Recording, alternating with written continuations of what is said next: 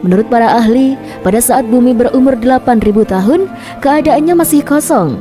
Di sini sudah terdapat banyak biji sawi putih, dan kemudian Allah Subhanahu wa Ta'ala pun menciptakan seekor unggas yang bernama Tabirun Nasar. Allah Subhanahu wa Ta'ala berfirman kepadanya, "Hai unggas Tabirun Nasar, makanlah olehmu biji sawi itu. Apabila habis biji sawi itu, engkau akan kumatikan." Sang unggas pun kemudian memakan biji-bijian itu. Kemudian cara memakannya diatur. Pertama, sehari 1 biji yang dimakan. Setelah semakin berkurang, maka kini dimakannya hanya 1 biji sebulan. Biji sawi itu semakin berkurang saja.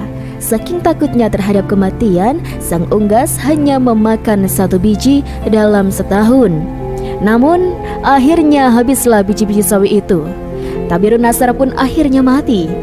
Setelah kematian tersebut, Allah Subhanahu wa Ta'ala menciptakan makhluk lain sebagai penghuni bumi, yaitu 70 orang laki-laki. Namun tidak semuanya langsung diciptakan, melainkan satu persatu Allah Subhanahu wa Ta'ala menciptakannya. Apabila seorang yang meninggal, maka langsung diciptakan yang lain. Masing-masing dari mereka berumur 70.000 tahun. Konon, setahun pada masa itu sama dengan 1000 tahun pada masa sekarang. Tatkala telah mati 70 lelaki itu, kemudian Allah ciptakan jin. Allah pun berfirman, "Dan Dia menciptakan jin dari nyala api." Sebagian dari jin-jin itu ada yang berkaki 4, berkaki 2, dan ada yang terbang.